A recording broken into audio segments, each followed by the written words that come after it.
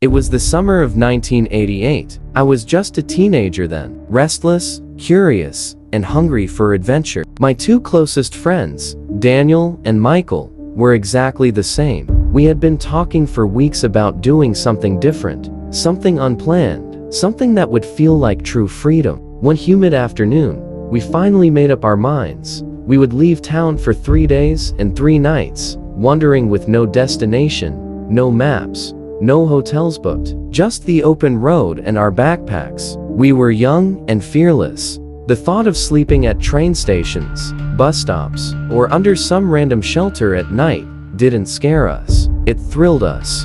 That first day, we walked along quiet highways and small village roads. The sky above was a heavy, pale gray, promising rain, but holding off just enough to keep us moving. The world felt wide and open. We joked, sang songs, and argued about where to head next. Sometimes Daniel would point left, Michael would point right, and we'd end up going straight just because we could. By evening, the sun had disappeared behind thick clouds. The trees lining the road were tall and dark, their branches stretching like arms over the cracked asphalt. We had been walking for hours, and fatigue began to creep in. The air was damp and heavy. Every once in a while a lone vehicle would pass us, spraying up dust or puddles from earlier showers. The plan had been to find a cheap guest house somewhere before nightfall, but in our excitement we had kept walking. And now, there was nothing around. No lights, no shops, no people. Only the long, silent road. Then the wind shifted. It grew cooler, sharper, and a low rumble of thunder rolled across the distance. "It's going to rain," Michael muttered, glancing up at the sky. "Let's find some kind of shelter first," I said, tightening the strap of my backpack. We walked faster, our shoes crunching on loose gravel. Daniel tried to make a joke about us being 3 explorers lost in the jungle, but his voice was thin and nervous. The storm was coming, and then it came. A sudden, violent downpour. Rain hammered down on us, cold and unrelenting, soaking through our clothes and bags in seconds. The road glistened black under the storm. We looked around desperately for a place, any place, to get out of the rain. That's when we saw it. Through the sheets of rain, a dim yellow glow flickered in the distance. A building, small, crooked, wooden. A sign swung above its door. The letters faded and unreadable. The warm smell of food drifted out even through the storm, mixing strangely with the smell of wet earth. We looked at each other. No words were needed. We ran. The closer we got, the more inviting it seemed. A tiny restaurant, a haven in the middle of nowhere. We huddled under its awning, shivering, water dripping from our hair and jackets. Inside, just beyond the door, shadows moved. Someone was there. The warm smell of cooking was stronger now, almost intoxicating. We didn't know then that this night, this restaurant, would be remembered forever, not as a shelter, but as something else entirely. We hesitated at the entrance for a moment, dripping wet under the small awning. The rain roared on the tin roof above us, a constant, heavy drumming that drowned out every other sound. Inside, the restaurant glowed with a dull, flickering yellow light, the kind of glow that doesn't come from electric bulbs, but from oil lamps or candles. I pushed the creaky wooden door open and stepped inside first, followed by Daniel and Michael. The smell hit us immediately, warm, rich, and mouth-watering, the kind of smell that makes your stomach ache with hunger. After hours of walking, it felt like heaven itself was inviting us in. The place was small. 2 rows of wooden tables, scratched and worn, lined the room. In the far corner stood a counter made of dark timber, its edges chipped. Behind the counter was a man. He was tall, maybe 6 feet, wearing a faded white apron over a plain shirt. His hair was slicked back, though strands fell loose across his forehead. His skin looked pale, almost gray under the weak light. He just stood there, watching us. Hi, Daniel said, trying to sound cheerful. "Do you have food?" The man nodded slowly, his eyes never leaving us. "Yes, we have food," he said, his voice low and even. "Rice, curry, meat, fish, bread." My stomach growled. Michael rubbed his hands together. "Sounds good. How much is it?" he asked. The man paused for a second, then answered flatly, "We'll talk about that later." I exchanged a quick glance with Daniel. That was odd. but we were cold, wet, and starving. A price later was still better than standing in the storm now. "All right," I said. "We'll take some rice and curry then." He nodded again and disappeared through a door behind the counter. The three of us picked a table near the middle of the room. There were no electric lights anywhere. Only two small hurricane lamps flickering on the tables. The walls were lined with old, faded posters that were too blurred to read. A slow, cold draft moved through the room, making the lamp flames shiver. Michael rubbed his arms. "This place feels weird," he muttered under his breath. "It's just old," Daniel said, trying to sound casual. "You're letting the storm freak you out." I didn't say anything. My eyes wandered across the room. The chairs were mismatched, some wooden, some metal. In the corner was an old clock that had stopped at exactly 11:57. The sound of the kitchen clattering faintly came from behind the door. The smell of food grew stronger. It made my mouth water, despite the unease crawling up my spine. After a few minutes, the man returned, carrying 3 plates of food. Steam rose from the dishes, curling into the air. He set them down in front of us one by one, without saying a word. On the plates lay white rice, a thick curry, some kind of fried meat, and fresh-looking bread. It looked perfect. The steam smelled heavenly. "Wow," Daniel said, grinning. "This looks amazing." We picked up our spoons and began to eat. The first bite was warm and spicy, exactly what we needed after the cold. For a brief moment, all my unease faded. Then the lamp flickered lower, dimming to an even weaker glow. Shadows crept across the room, and I thought just for a second that I saw something moving in the corner where the clock hung. But when I looked again, there was nothing. Michael shivered. "It's cold in here," he said softly. "Just eat," Daniel replied, stuffing another spoonful into his mouth. I tried to shake off the feeling. The food was good. The place was weird, yes, but the food was good. That was what mattered. We didn't know yet what was coming next, that a single flick of a lighter would reveal what we were actually eating, and who we were sitting with. We were just starting to feel a little comfort in the warmth of the restaurant, but that comfort was fragile, hanging by a thread. The dim hurricane lamp on our table flickered weakly, casting quivering shadows on the walls. My stomach, previously eager at the smell and sight of the food, now felt uneasy. Michael, curious and careless as ever, pulled out a small lighter from his pocket. "Let's see a little more clearly," he muttered, trying to illuminate the corners of the room. The moment the tiny flame flared, everything changed.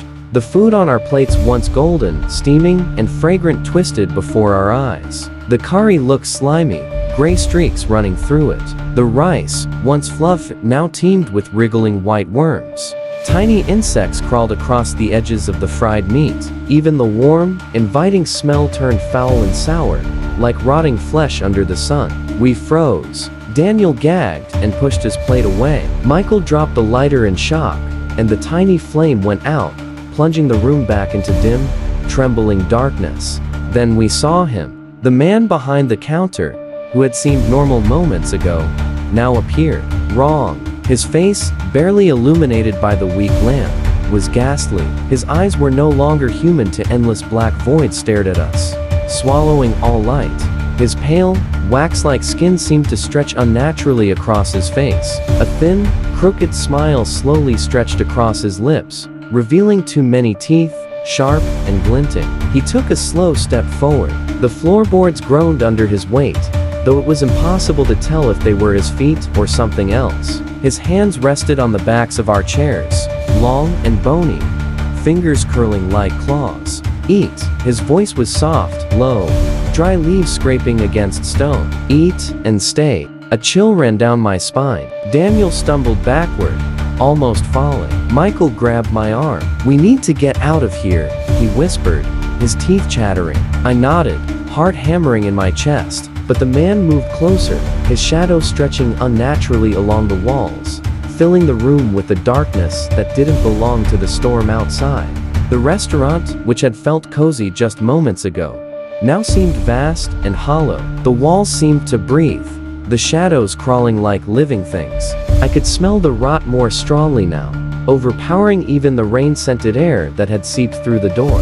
Daniel's voice broke the silence. We're not staying for this," he yelled, throwing his spoon onto the plate. The man's smile widened, a soundless, unnatural grin that made every hair on my body stand on end. "You cannot leave until the meal is finished," he whispered, his voice like a cold wind through a tomb. That was the moment the fear became unbearable. We scrambled to our feet. Chairs toppled. Michael yanked the door open, and the storm outside rushed in, soaking us instantly. Rain lashed against our faces, but the freedom of the open air gave us the courage to move. We didn't stop to look back. The man stayed by the counter, unmoving, watching us through his hollow black eyes. For a brief second, I swore I saw his shadow stretch far beyond the walls, like a dark hand reaching toward us. Then we ran. For a heartbeat, none of us moved. The man's head slowly tilted to one side, his face caught in the dim glow of the flickering lamp. His eyes looked empty now, no pupils, no whites, just a black void that seemed to stretch endlessly inward. Michael dropped the lighter, and it clattered on the wooden floor. The small flame went out. All at once, the smell in the room changed. The sweet aroma of curry turned sour and heavy, like rotting flesh soaked in stagnant water. Daniel gagged.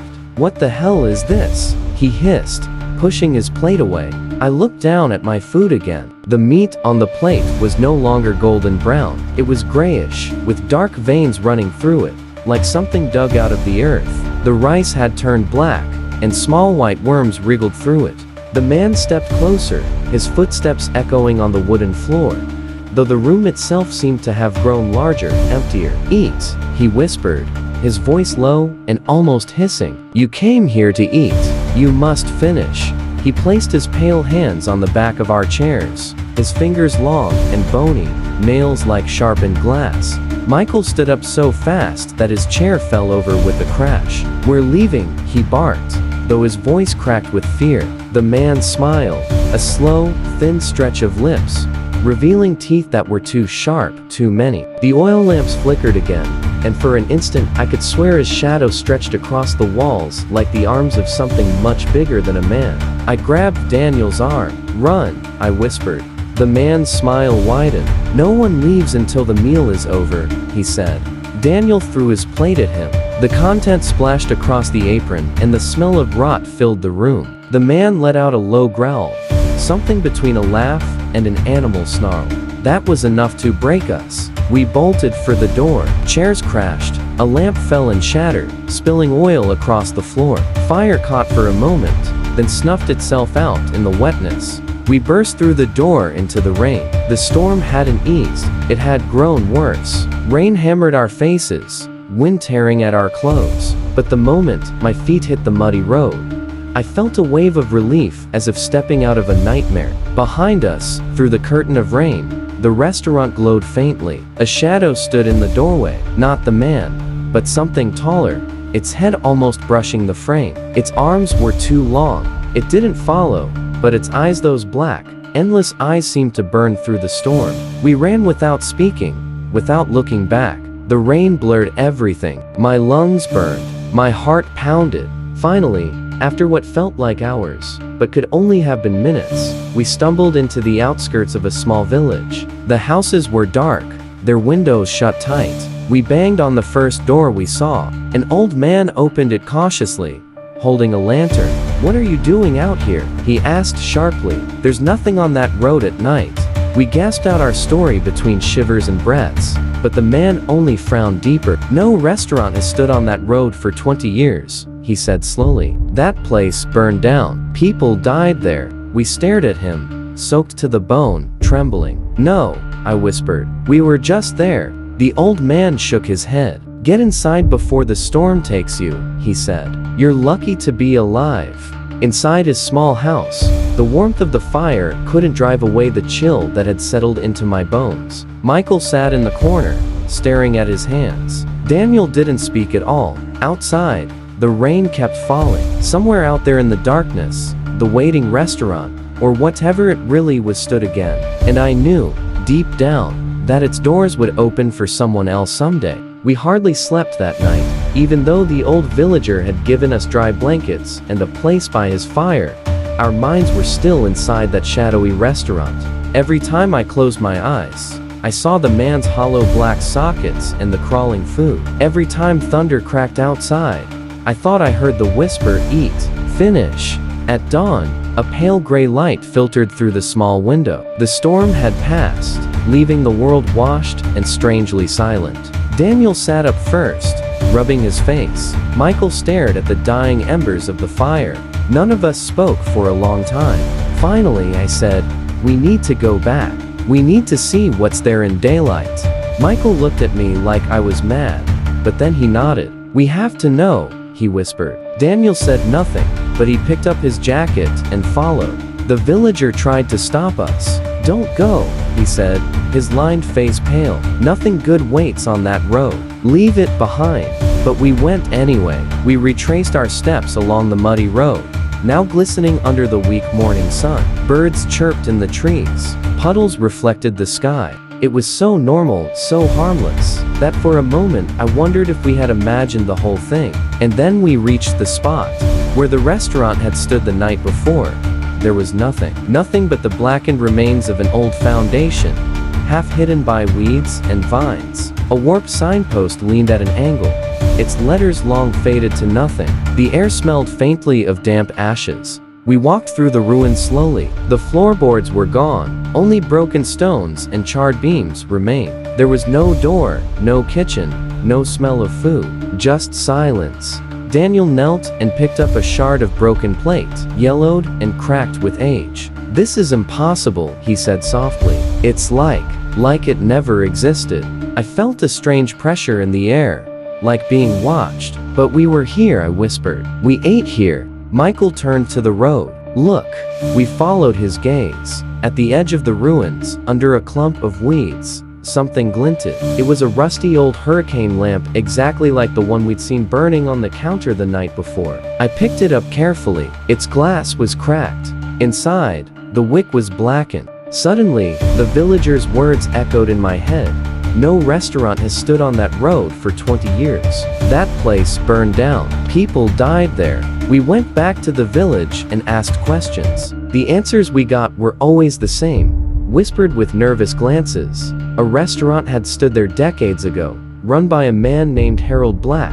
One night, a fire had swept through it, killing Harold and several customers. Since then, travelers sometimes reported seeing lights or smelling food. Sometimes they vanished. Sometimes bodies were found nearby, blamed on food poisoning or heart attacks. No one ever stayed after dark. I looked at my friends. Their faces were pale, eyes hollow. If Michael hadn't lit that lighter, I began, but my voice broke. Daniel finished for me, his voice trembling. "We'd have eaten. We'd have finished the meal, and we'd still be there." I still think about that night. Sometimes, when rain pounds against my window and the air smells of wet earth, I swear I catch a faint aroma of warm, spiced food. And I know, somewhere out on that lonely road, the waiting restaurant stands again, its door creaking open, ready for its next guests. Did you enjoy the story? Let us know in the comments. And if you liked it, don't forget to like, share, and subscribe to The Horror Dream. Want more stories like this? Subscribe to The Horror Dream, and we'll bring you more darkness, just for you. If you enjoy a little chill down your spine, stick around, like, share, and hit that subscribe button, right here on The Horror Dream. Your support keeps us going, so stay with us. Subscribe to The Horror Dream for more spine-tingling tales.